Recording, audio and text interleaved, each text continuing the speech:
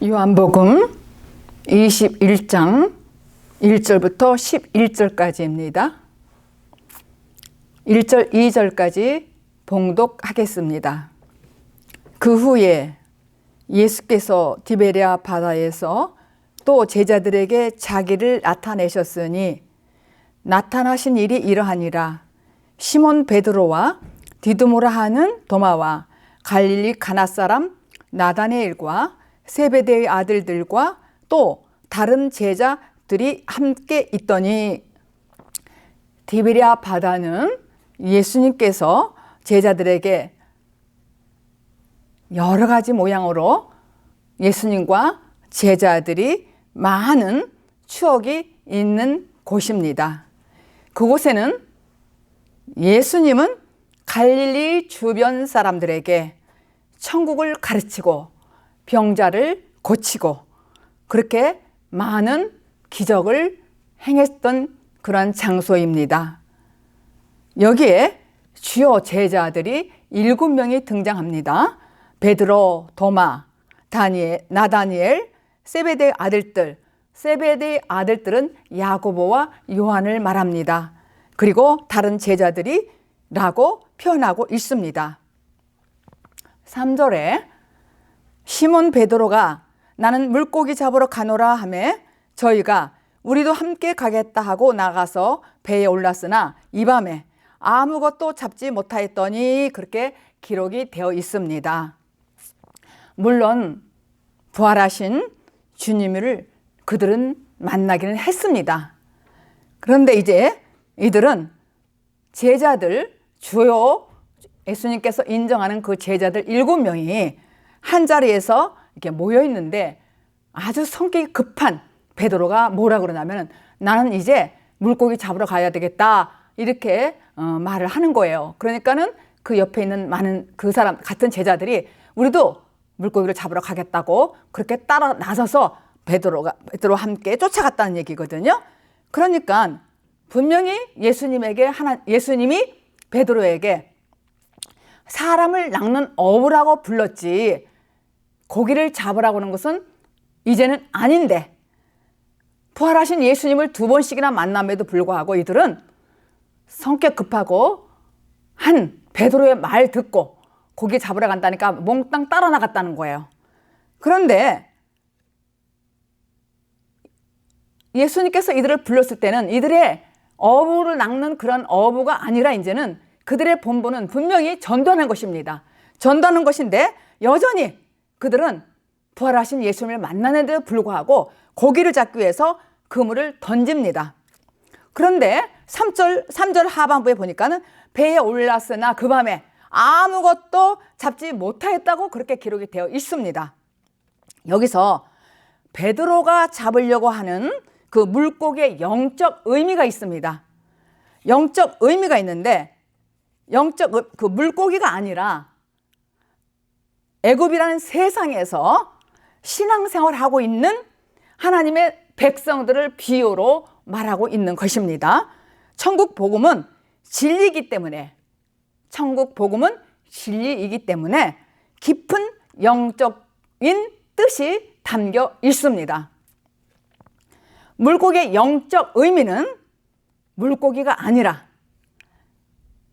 애굽, 세상에서 신앙, 그러니까 애굽이라는 것은 세상을 말하는 거잖아요. 세상에서 신앙생활하고 있는 하나님의 백성을 비유로 말하는 것입니다. 그런데 이게 성경을 문자적으로 읽으면은 우리는 뭐가 뭔지 잘 몰라요. 무슨 뜻인지 잘 몰라요. 그런데 예수님이 말씀하시는 비유는 도덕과 우리들이 생각하는 범죄에서 그냥 벗어날 수 없는 아주 보잘것없는 그런 이야기예요. 우리가 성경을 읽으면 그냥 세상에서 우리가 이해할 수 있는 얘기란 말이에요. 그냥 이대로 읽으면은. 그래서 비유로 말씀하신 후에 뭐라고 그랬냐면 귀 있는 자는 들을지어다 그랬어요. 그러니까 문자로 기록한 말씀은 우리가 율법 아래에서 듣기 때문에 뭐가 뭔지 몰라고 그냥 읽는 걸로만 끝난다는 얘기예요. 그래서 비유로 말씀하신 뒤에 7 교회에게 계시록에 보면은 뭐라고 그랬냐면 귀 있는 자는 들을지어다 그랬어요.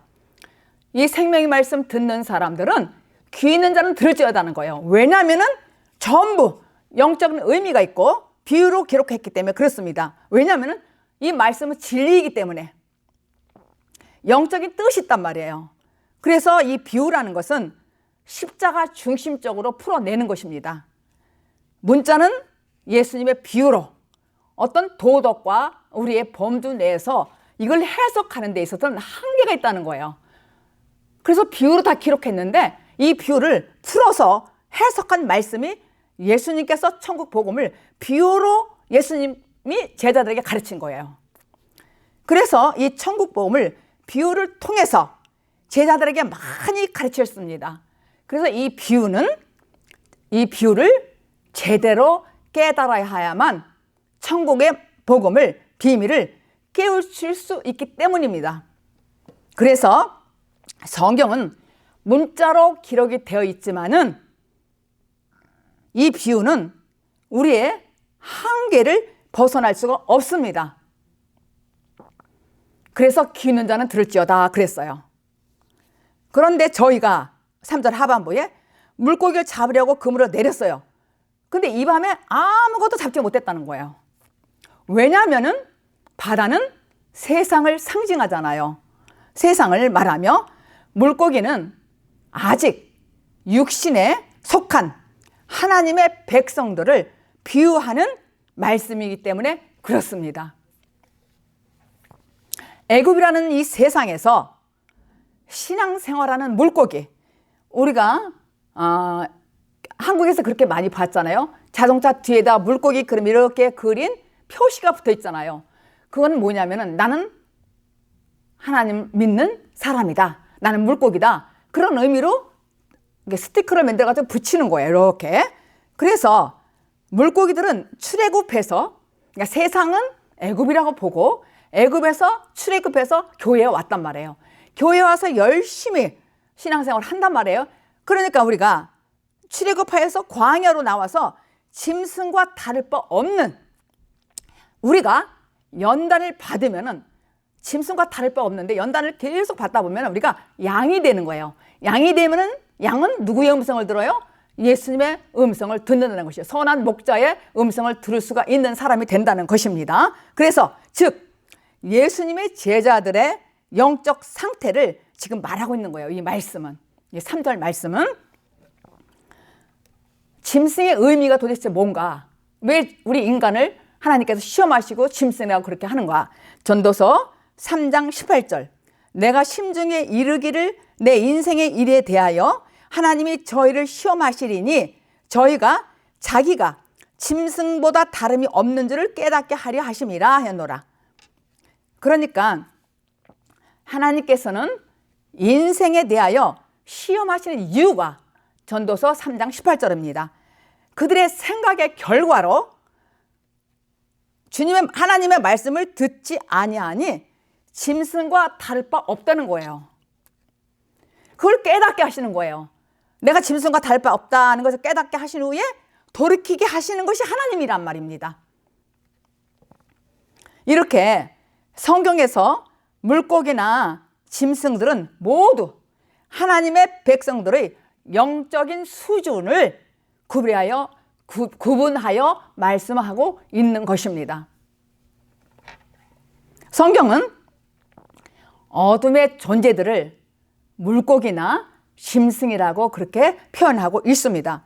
그리고 각종 짐승으로 비유하고 있는 말씀입니다. 그래서 욥기서 12장 7절에 보면은 이제 모든 짐승에게 물어보라. 그것들이 네게 가르치리라 그랬어요. 공중의 새에게 물어보라. 그것들이 또한 네게 고하리라. 아니, 우리가 생각할 때는 말이 안 되잖아요. 이것도 다 비유로 기록된 말씀입니다. 이 현실을 누가 가르치느냐 이거예요. 이 돌아가는 현실을 하나님께서 하신다는 거예요. 하나님께서. 그런데 만약 이어를 모르면은, 하나님이 이 세상 모든 우주 만물 다스리는 걸 모르면은 짐승과 다를 바 없다는 말씀으로 이렇게 하는 것입니다. 예로 들어 하는 거예요. 욥기서 12장 7절에 예를 들어서 이 사실을 모르면 하나님께서 온 우주 만물을 다스리는 것을 모르면은 누구와 같으냐면은 짐승과 다를 바 없다는 것을 우리에게 깨닫게 주시는 말씀인 것입니다.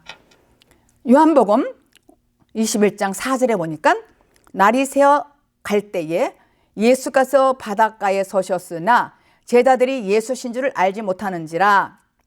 날이 막 새려고 할 때에 예수님께서 바닷가에 나타나셨어요.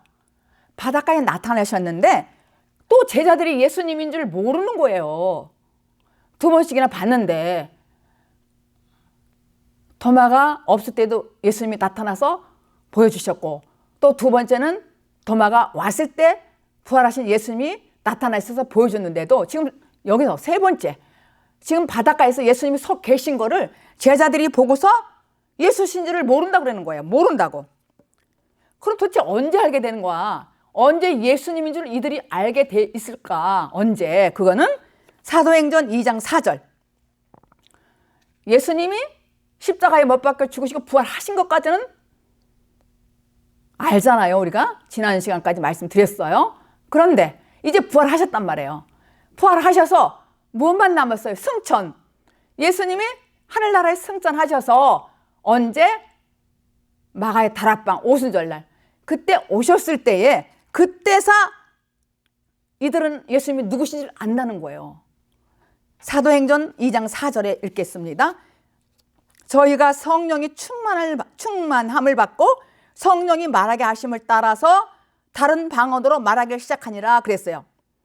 고린도전서 14장에 보면은 방언으로 말하는데 아무도 이 방언을 알아들을 수가 없어요. 왜냐하면은 이 방언은 영의 기도이기 때문에 하나님과 나와야만 아는 방언으로 다른 방언으로 우리를 알게 해준다는 거예요. 그러니까 제자들이 예수님을 서 계신 걸 몰랐는데 사도행전 4장 2절에서 그들이 드디어 사도행전 2장 4절에 드디어 성령을 임한 걸 받고 불같은 성령을 받고 그들이 그때부터 예수님을 알 수 있다는 것이죠. 그때부터.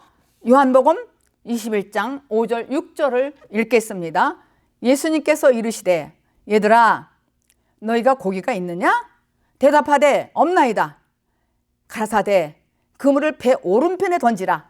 그리하면 얻으리라 하신대 이에 던졌더니 고기가 많아 그물을 들 수가 없더라. 그렇게 기록이 되어 있습니다.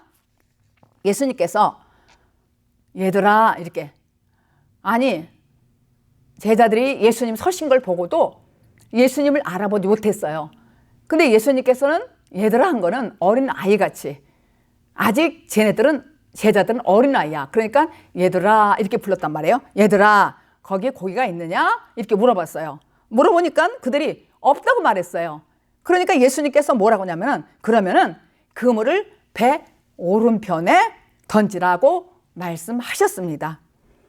그물을 오른편에 던졌더니 그물을 들을 수 없을 정도로 많이 잡혔습니다.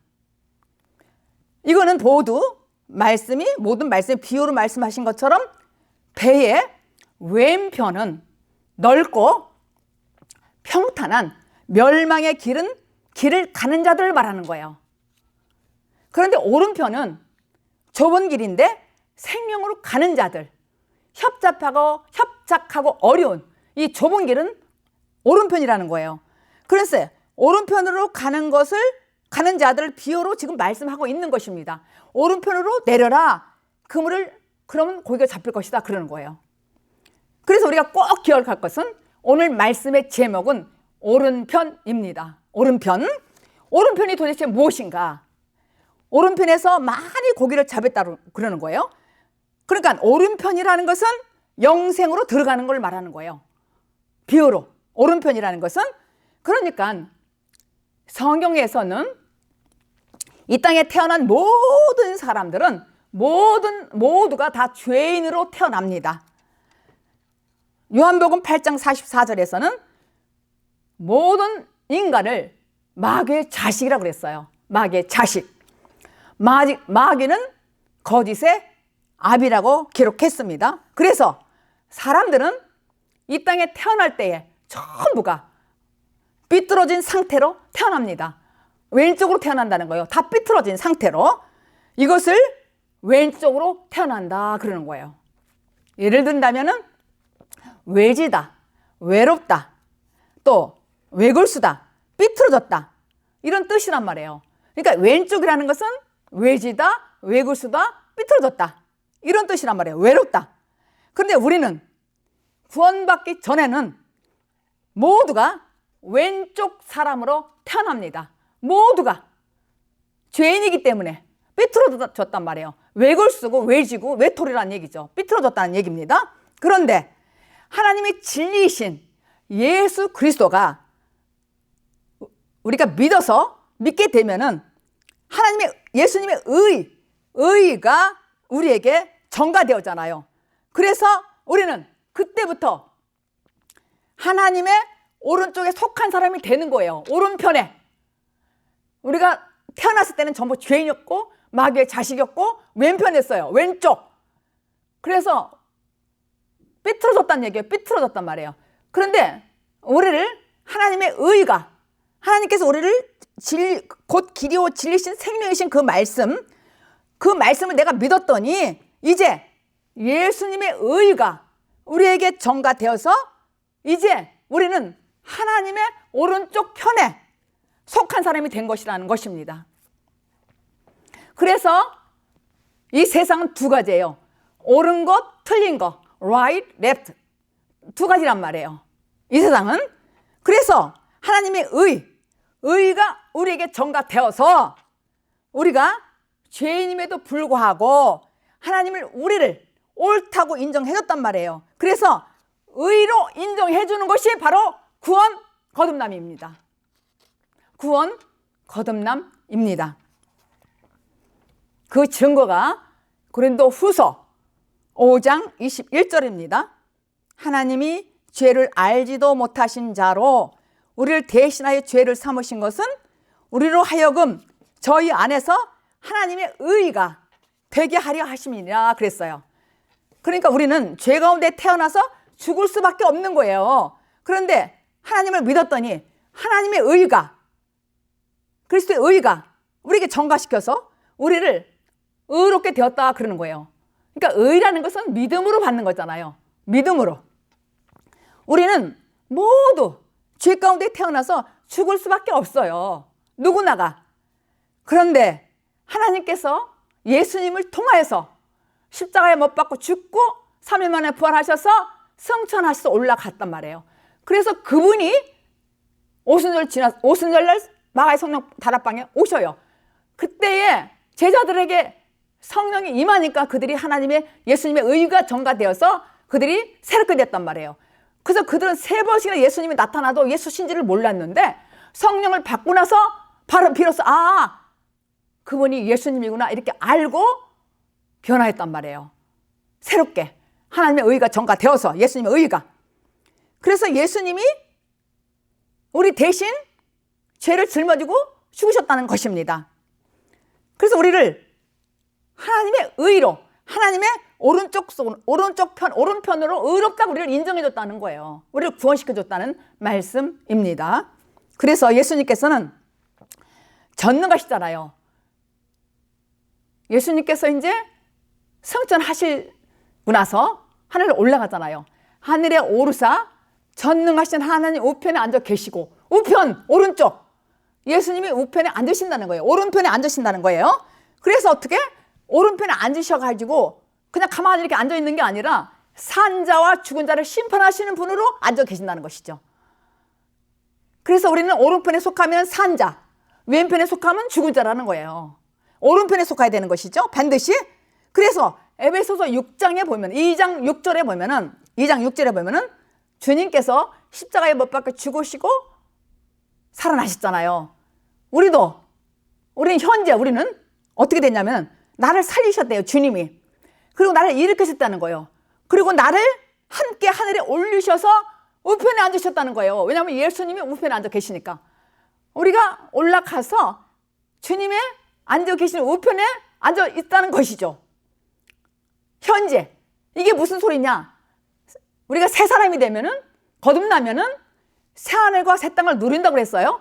근데 새하늘과 새 땅을 누리는 데에 이 땅에서 살고 누리는데 이미 영은 영원한 안에서 시공을 초월해서 예수님이 오른편에 우편에 앉아 있어. 오른쪽에 하나님 우편에. 그래서 이 세상 모든 걸 다스린단 말이에요. 산자와 죽은 자를 심판하시면서.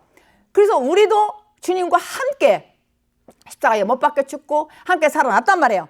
그래서 나를 살리셨어요. 그분이 오른편으로. 그래가지고 나 일으키시고 예수님과 함께 어디에 앉았어요? 우편에 앉아 있단 말이에요. 우리가 함께.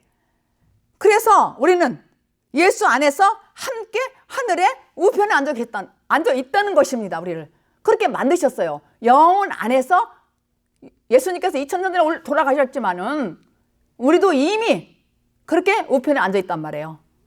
뭐로? 하나님이 예수를 통해서 그 의로. 그래서 우리를 의로 만들었단 말이에요. 그래서 믿음은 의로 우리를 해방시켜 줬다는 것이죠. 해방. 성경에 보면은 그 근거가 최초로 머리에 손을 얹고 이렇게 안수하는 그 축복의 행위가 나오는 말씀이 어디냐면은 창세기 48장이에요. 거기에 야곱이 임종이 가까워졌을 때였어요. 그래서 요셉과 그 아들 손자의 문병을 받는 시간이 됐단 말이에요. 근데 요셉은 두 아들을 데리고 왔어요. 에브라임과 므낫세. 그러니까 왼쪽에는 에브라임, 오른쪽에는 므낫세. 그래서 축복의 안수를 받게 하려고 아버지한테. 이들은 손자잖아요. 에브라임과 므낫세는 손자예요. 그래서 가까이 있게 가게 했단 말이에요. 그리고 아버지가 지금 이제 돌아가실 때가 됐으니까 눈이 어두워, 야곱이. 그러니까 누가 누군지 모를까봐 요셉이 자기 아버지의 손을 갖다가, 므낫세는 장자란 말이에요. 실제로는 므낫세 장자에다 오른손을 올려놓고 에브라임은 왼편 손을 이렇게 올려놨단 말이에요. 근데 야곱이 이렇게 보면서 야곱은 뭐라고 그랬어요? 므낫세. 그러니까는 반대로 므낫세가 분명히 장자인데 손을 이렇게 에브라임에게 이렇게 손을 했단 말이에요. 동생에게 이렇게 엇갈려서 이렇게 기도를 했단 말이에요. 축복 기도를 했단 말이에요. 그게 창세기 48장 14절이에요. 이스라엘이 우수를 오른쪽 펴서 찾아 동생 에브라임을 머리를 얹고 좌수를 펴서 므낫세의 머리를 앉으니 므낫세는 장자라도 팔을 어긋맞게 놨다 이거예요. 이게 하나님의 뜻이란 말이에요. 하나님 뜻. 그러니까 야곱은 지금 눈이 어두워 잘 몰라. 근데 요셉이 므낫세를 장자니까는 오른쪽 아버지 손을 오른쪽에 올려놓고 또 에브라임은 왼쪽으로 올렸는데 눈 감고 기도했는데 영적으로 이렇게 엇갈리게 이렇게 기도했단 말이에요. 왜 그렇게 했을까요? 이게 하나님 뜻이란 얘기죠. 하나님 뜻. 근데 어떻게 눈이 어버렸는데 오른손과 왼손을 이렇게 바꿔서 얹을 수 있을까? 이거는 성령의 인도함입니다. 하나님의 뜻이 임하였기에 야곱은 그냥 자연스럽게 손을 이렇게 바꾼 거예요. 그러니까 하나님 뜻대로 하는 기도는 영적 싸움입니다. 그래서 하나님의 뜻대로 하는 기도, 제가 팁을 하나 드리겠습니다. 우리도 하나님의 뜻에 대한 기도를 할 때에 하나님의 뜻이 명확하게 알 수가 있잖아요. 어떻게? 성경의 말씀으로 기도하면 알아요. 이게 영적 싸움 기도예요. 그래서 이제 저 같은 경우는 근데 대개 보면은 그렇게 기도를 해요. 몇 시간씩 한다고 그래요. 근데 문제는 하나님 뜻이 무엇인지 모른다고 그래요. 기도해놓고 도대체 모른다는 거예요. 그것은 본인에게 아무 유익이 없어요. 사실은 몇 시간씩 기도해도 하나님의 뜻이 무엇인지 모르고 기도하는 것은 사실은 아무 유익이 없단 말이에요. 물론 문자적으로 기도하면 유익이 있을 수 있고 그렇게 안 하는 것보다 낫겠지 훨씬요. 근데 실제로 오늘 오른편과 왼편 죽은 자와 산 자를 그 예수님이 하나님 우편에 앉아 계시고 우리를 심판하신다는 그 내용에 의해서 제가 기도를 해보고 그 팁을 제가 얻었단 말이에요. 저 같은 경우는 말씀으로 기도를 한단 말이에요. 근데 말씀도 그냥 아무렇게나 기도하는 게 아니라 저는 이 요한복음을 너무 좋아해요. 왜냐하면은 사도 요한이 썼고 영적인 뜻이 너무나 많아요. 요한복음에. 그래서 요한복음을 붙들고 저는 기도를 해요. 그리고 어떻게 예수님의 이름으로 기도한다고 그러잖아요. 근데 예수님의 이름으로 기도하는 구체적인 것이 뭐냐 이거예요. 그럼 예수님의 이름이 뭐냐 이거예요. 저는 생명의 떡이다. 예수님은 나는 생명의 떡이다 그랬어요. 그러니까 저는 생명의 떡을 붙들고 예를 들어서 기도한단 말이에요. 그러면 생명의 떡을 붙고 기도하면은 떡은 먹는 거잖아요. 우리가 말씀을 먹으라 그러잖아요. 근데 먹는 것을 막 밥을 막 싹싹 씹어 먹는 거 이렇게도 문자적으로 생각하는데 영적으로 이걸 풀어서 해석해서 제가 기도를 한단 말이에요. 이게 먹는다는 것은 믿음이란 말이에요. 말씀이 믿어져야 돼요. 이게 먹는다 그러면 믿는 거예요. 근데 믿는 거는 뭐예요? 행함은 믿음이 없이 하는 건 죽음이라고 했잖아요. 지난번에 완전한 믿음 말씀드렸잖아요. 온전한 믿음. 그래서 이 믿음은 행함과 일치가 되는 거예요. 그래서 행함과 일치되는 믿음으로, 예를 들어서 제가 기도를 했단 말이에요. 그럼 생명이 떡이다. 그럼 떡은 먹는 거잖아요. 그럼 믿어져야 되잖아요. 내가 기도하면서 믿어져야 되잖아요. 그러면 하나님의 뜻이 무엇인지를 알고 기도해야 된단 말이에요. 그러면 생명이 떡이면 줄줄줄 말씀이 나온단 말이에요. 뭐 생명이 피라든가 이렇게 쭉 성경에 나와요. 그리고 하나님의 이름, 예수님의 이름이 세상에 빛으로 오셨잖아요. 빛 하면 어떤 생각이 나요? 바울이 생각나잖아요. 바울이 다메섹에서 빛이 임해서 눈이 멀다시피 했잖아요. 그럴 때 그가 완전히 고꾸라졌잖아요. 그래서 나는 죄인 중에 죄수다? 이 사망에서 나를 건질 수가 있을까? 이러면서 그렇게 했잖아요. 근데 그런 말씀이 막 연결되는 거예요. 그러면 내가 죄가 뭔가? 내가 왜 눈이 어두운가? 왜 나에게 빛이 비쳤을까? 이러면서 기도가 졸졸졸 이렇게 연결이 쭉 되는 거예요. 그래서 생명의 말씀. 그러니까 나는 예를 들어서 난 선한 목자다. 예수님 선한 목자잖아요. 예수님 이름이. 그러면 나는 선한 목자다 그랬으니까. 그러면 선한 목자는 뭐예요? 딱 생각이 목자. 그러면 시편이 생각나잖아요. 내가 부족함, 나의 목자, 여호와는 나의 목자시니까 나의 부족함이 없는 거야. 그럼 내가 뭐가 부족해? 목마름이 부족하는 거잖아요. 그러니까 말씀을 먹어야 되잖아요. 이게 믿어져야 된다는 거예요. 이게 믿어지면은 나를 쉴 만한 물결에 인도하셔. 푸른 초장으로. 그러면 소성하게 내가 되는 거예요. 그럼 내가 이렇게 막 하리 잘하잖아요. 그럼 여호와의 집에 내가 영원히 거하는 말씀이 딱 오잖아요.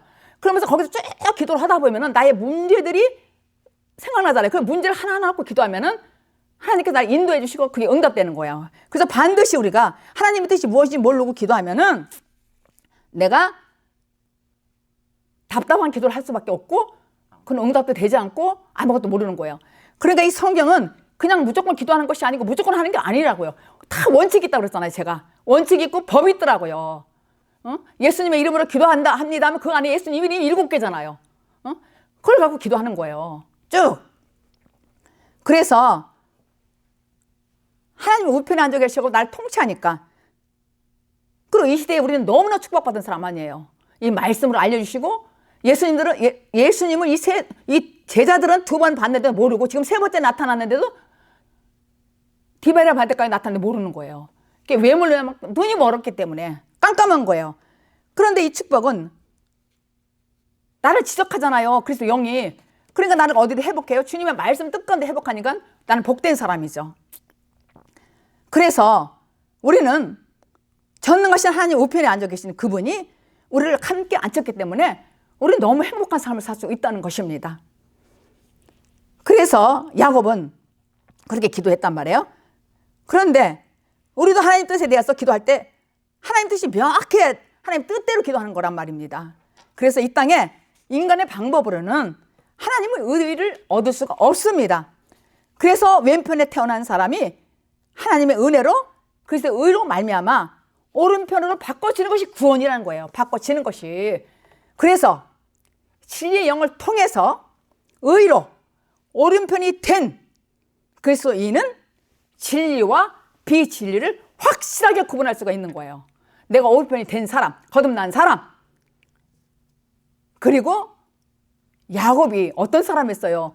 야곱이 천사와 싸워서 이름을 이스라엘이라고 받은 사람 아니에요. 근데 눈이 멀어서도 육신에 이렇게 눈은 못 떠서도 영적인 눈과 귀가 있기 때문에 자연스럽게 므낫세가 장자인데 요셉은 인간적인 방법으로 아버지 손을 장자에게 앉혔지만 그는 영적으로 기도하면서 이렇게 바꿔서 기도했다는 거예요. 하나님 축복이 누구에게 있는 걸 주님이 알려줬다는 것이죠. 하나님께서.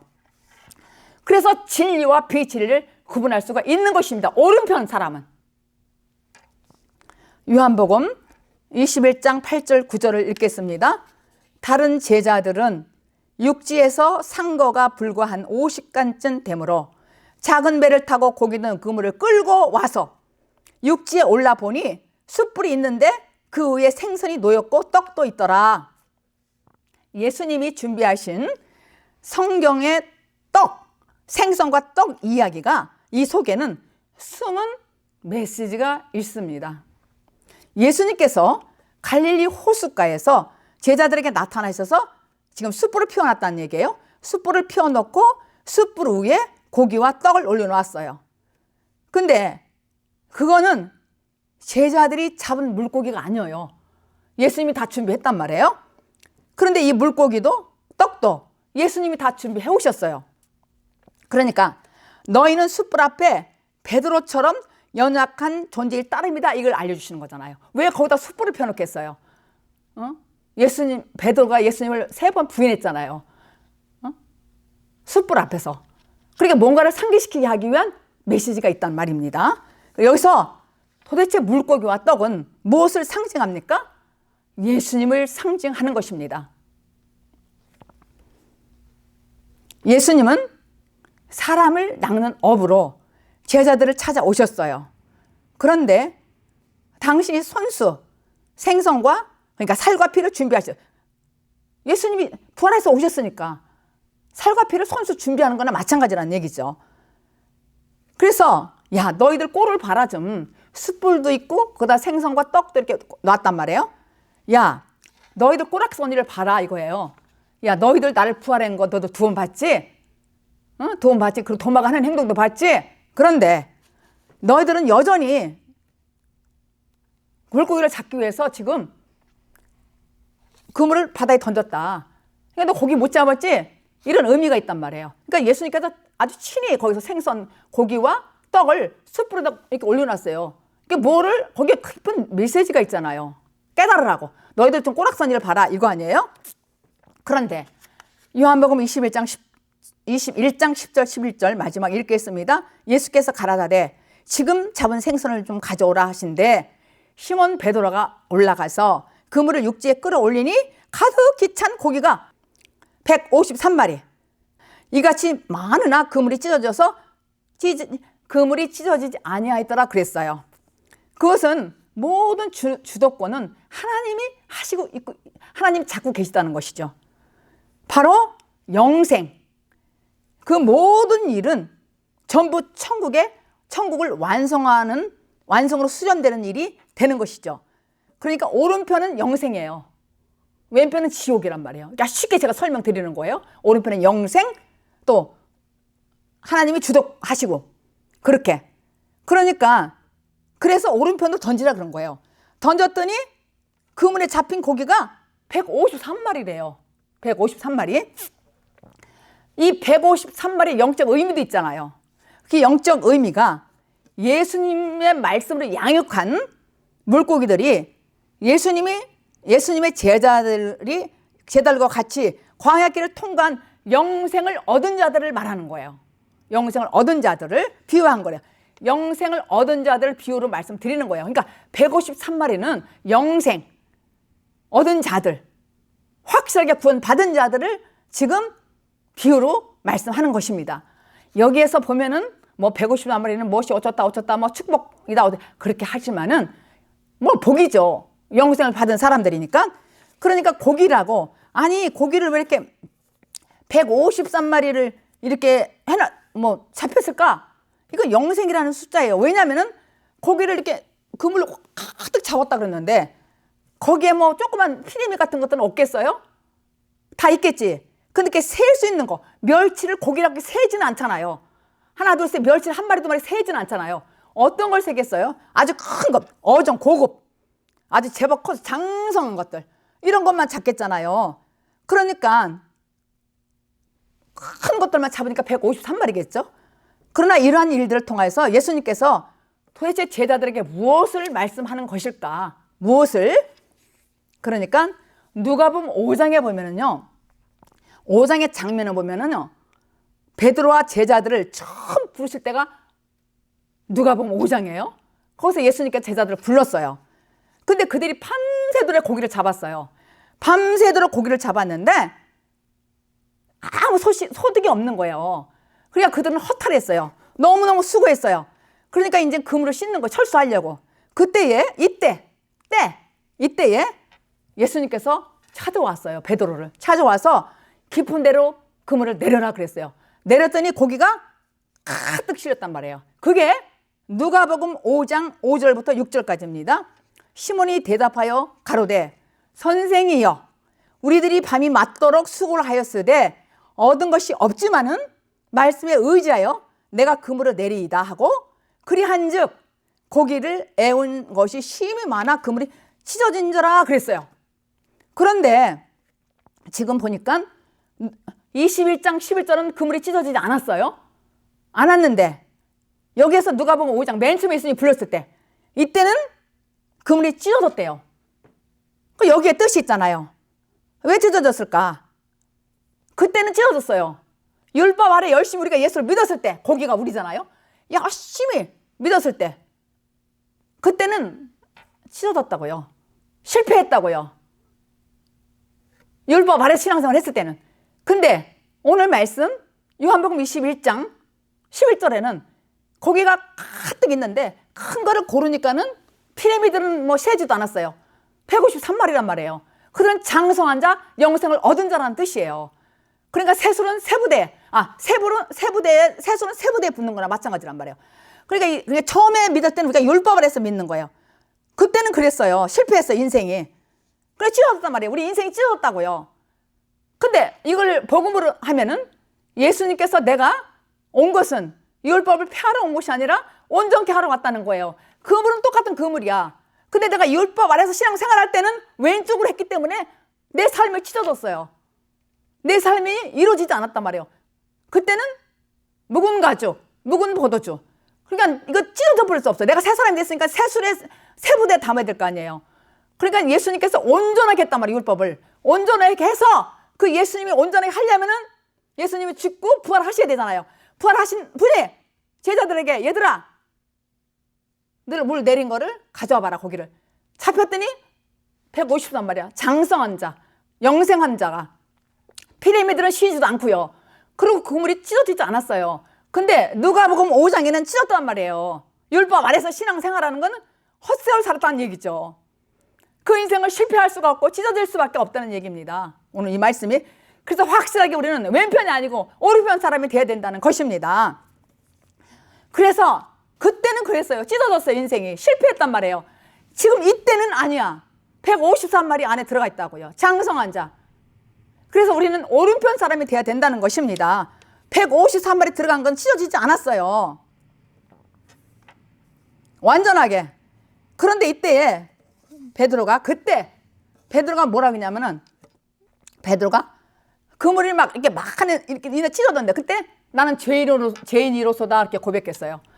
근데 그때 우리가 그때 말씀 누가복음 들을 때는 고기 많이 잡아서 미안해가지고 나는 죄인이 그게 아니라 너무 많아가지고 저쪽에서 불러서 동물을 그 배도 와서 그물을 건져냈는데도 다 찢어졌다고 그랬어요. 그러니까 그렇게 많이 잡아도 내 인생은 찢어진다는 얘기예요. 내 인생은, 내 삶은. 그래서 예수님이 너는 이제 그때 누가복음에 5장에 너는 이제 모든 것을 버리고 날 따라오라. 그래서 따라다녔어요. 그런데 예수님이 죽고 부활해서 3번씩 나타났는데도 도대체가 몰라보는 거예요. 아직 율법 아래에 있다는 것이죠. 아직 거듭나지 않았고 아직 그리스도 영이 임하지 않았다는 거예요. 아직 오른편 사람이 확실하게 안 됐다는 것입니다. 그래서 우리가 꼭 하나님께서 예수님을 통하여서 예수님의 의로 인하여서 예수님이 죽고 부활하시고 승천해서 성령이 우리에게 오시면은 그리스도가 오시는 거잖아요. 그러면 나는 확실하게 오른편이 되고 확실하게 거듭났고 확실하게 영생을 얻은 사람이고 153마리 안에 들어가 있는 사람이란 말이에요. 그러니까 이 153마리를 하나도 숫자 이렇게 생각하면 이 말씀을 도대체 문자적으로 해석이 안 돼요. 한계를 벗어나지 못한단 말이에요.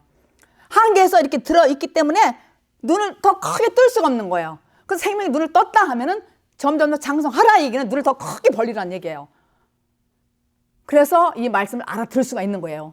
나는 153마리, 나는 오른편 사람이 되는 것입니다. 그런데 도대체 그때 예수님이 베드로에게 온 시점, 예수님이 우리에게 왜 이렇게 우리 인생의 마지막 순간에 우리에게 오실까? 예수님은 우리에게 그 시점은 뭐냐면 늘 예수님은 언제나 우리 곁에 계십니다. 이 제자들이 눈이 멀어서 세 번째 나타나신 갈릴리 바다에 다시 나타났는데도 못 알아본 거예요. 왜냐하면은 눈이 떠지 못했고 아직 왼편 사람이란 말이에요. 왼쪽이니까 왜골수고 왜지고 삐뚤어졌단 말이에요. 눈이 삐뚤어졌는데 예수님을 보겠어요? 제대로 못 보지. 눈을 떠야죠. 눈을 뜨는 때는 언제냐면은 사도행전 말씀처럼 그들이 성령이 임해야 오순절날 그때 눈을 뜰 수 있고 그때 그리스도를 알 수가 있는 거예요. 근데 이미 예수님은 승천하시고 그리스도 영이 오순절 다락방에 임했다는 말씀입니다. 그때야 제대로 볼 수가 있다는 것입니다. 근데 늘 우리 주변에 우리 곁에 예수님은 계셔요.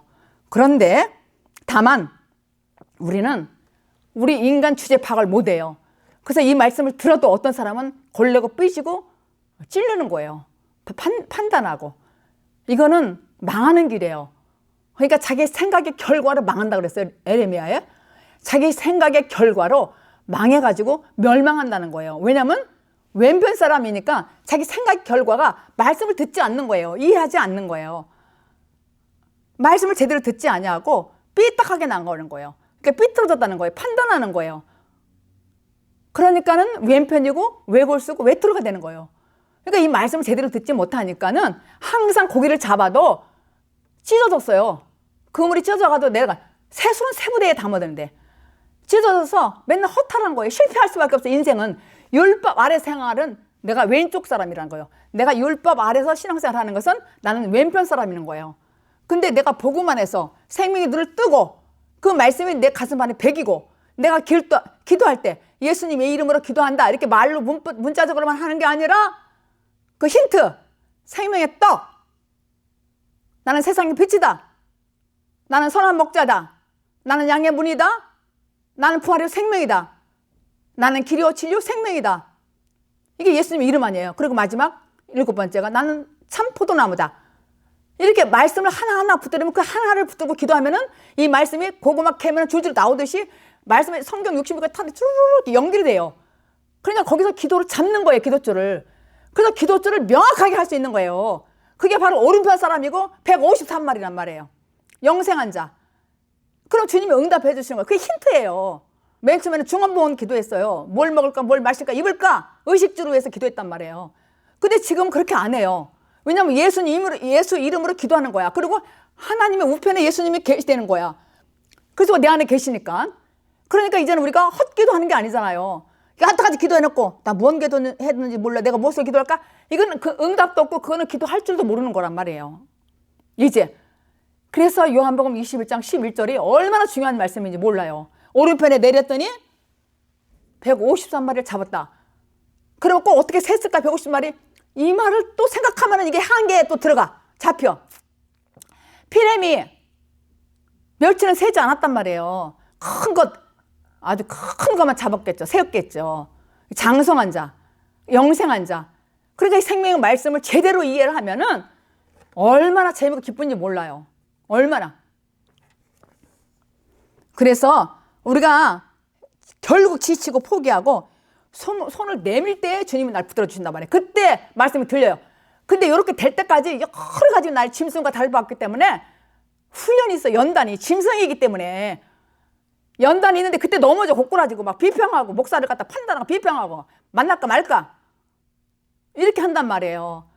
근데 일만 서서가 너무 많아. 또 말씀드리지만은 생명을 전하는 아비는 별로 없어요. 그러니까 여러분들이 이 말씀을 확실히 깨달으라고요. 말씀을. 응? 그래서 사람 낚는 조건은 예수 그리스도의 십자가의 은혜를 아는 것이 뜻이잖아요. 그 뜻. 그래서 이렇게 구원은 하나님의 의의 시작이 되고 구원은 하나님에 의해서 종결이 되는 것이고 완성이 되는 것입니다. 그래서 우리는 겸손하게 내가 힘들고 어렵고 이러더라도 참아야 돼요. 어느 정도까지는 참고 인내하고 말씀 뜻까지 살면은 내가 왼편에서 오른편으로 오는데 자꾸 왼편이 좋아 편안해. 그건 아니에요. 오른편으로 자꾸만 기울어져야 돼요. 그러니까 오른편으로 가는 거예요. 오른편. 그게 153마리예요. 그리스도 안에 있는 사람이에요. 거듭난 사람이에요. 아비예요. 생명을 낳고 낳고 하는 아비의 생명의 말씀을 전하는 사람이 오른편 사람이고 이 말씀을 듣는 사람이 오른편 사람이란 말이에요. 기도하겠습니다. 하나님,